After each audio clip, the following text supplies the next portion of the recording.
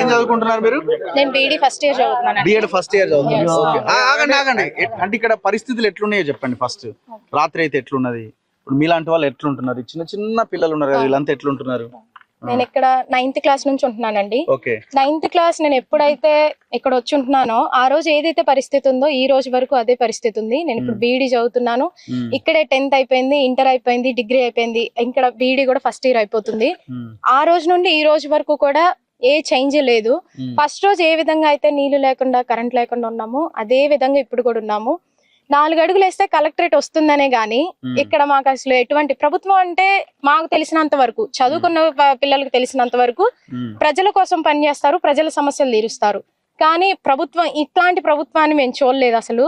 అంటే మేము నెగిటివ్ అని కాదు, కానీ వీఆర్ కైండ్లీ రిక్వెస్టింగ్ సార్, ఇక్కడ ఎటువంటి అంటే వాటర్ మాకు ఒకవేళ వర్షాకాలం వచ్చిందంటే మాకు రేకుల మీద నుంచి పడే వాటర్ ని డ్రమ్స్ లో హార్వెస్ట్ చేసుకొని ఒక 2-3 డేస్ అయ్యాక ఆ చెత్త అంతా వెళ్ళాక ఆ క్లీన్ వాటర్ ని హార్వెస్ట్ చేసుకొని అవి వాడుకుంటున్నాం సార్ మేము. ఇక్కడ అందరూ కూలికెళ్లే ప్రజలే ఉన్నారు సార్. అంటే 300-400 కూల్ చేసే ప్రజలు ఉన్నారు.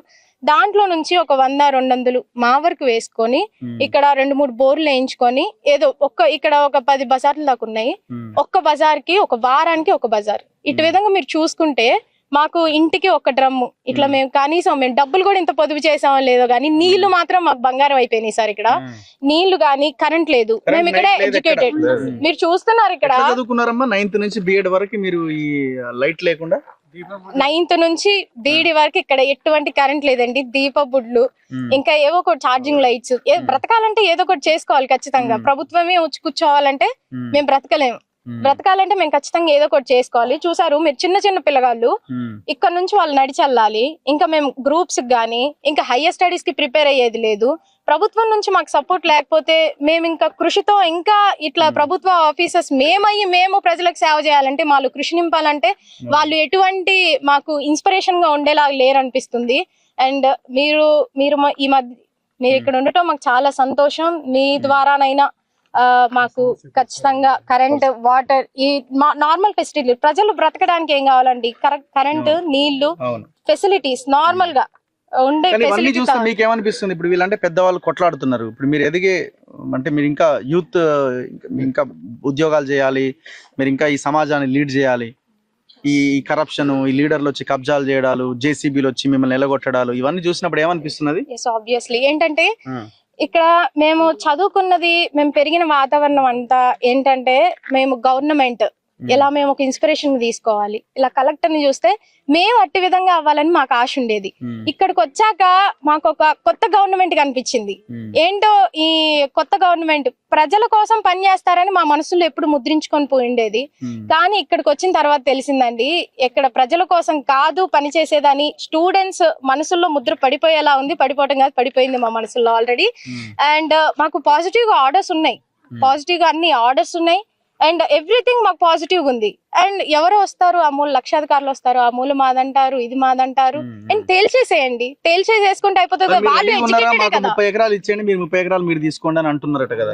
లేదండి, లేదు. కరెక్ట్ గా మాది ఎంత వరకు అయితే ఉందో కరెక్ట్ గా కొలిచి ఇచ్చేయండి. ఎందుకంటే భూదానం బోర్డు వాళ్ళు పేదలకని ఇచ్చారు, ఒక 10 ఎకరాలు మాకు ఇవ్వండి, మిగతాది మీరు ఉంచుకోండి. ఇక్కడ పంచుకోవడం ఇది కాదు కదా, రాజకీయాలు ఇక్కడ చేయకూడదు కదా. కాబట్టి మాకున్న భూదానం భూమి అంటే పేదలకి, ఎవరైతే ఆర్థికంగా బాధపడుతున్నారో, కనీసం ఇల్లు లేకుండా స్థలం లేకుండా ఉన్నారో వారి కోసం, పేదల కోసం ఈ స్థలం సేకరించబడింది. సో వారికే ఖచ్చితంగా ఇవ్వాలని మేము విన్నపం చేసుకుంటున్నాం. ఏం పని చేస్తారు మీరు? ఏం చేయట్లేదండి, ఇళ్లలో పని చేస్తున్నారా? ఎన్ని సంవత్సరాలు అయింది ఇక్కడికి వచ్చి? 8 సంవత్సరాలు. 8 సంవత్సరాలు అయింది. 8 సంవత్సరాల నుంచి యుద్ధమేనా? ఇదే యుద్ధం. ఈ పాముల్లో, చేడతేళ్లలో, ఈ చెట్టల్లో, జామల్లో కరెంటు లేకుండా, నీళ్ళు లేకుండా మమ్మల్ని ఊళ్ళు పట్టించుకున్న వాళ్ళు లేదు. ఓటుకు అయితే మట్టికి ఓటు వేస్తారా అని అడుగుతారు. కానీ ఓటర్ కార్డు ఏడున్నామనేది ఇక్కడేనండి, ఇన్నే ఉన్నది ఖమ్మంలోనే. అంటే ఇదే దాని నుంచి ఇచ్చిరా, వేరే దగ్గర నుంచి? ఓటు మాత్రం ఏమంటున్నారు?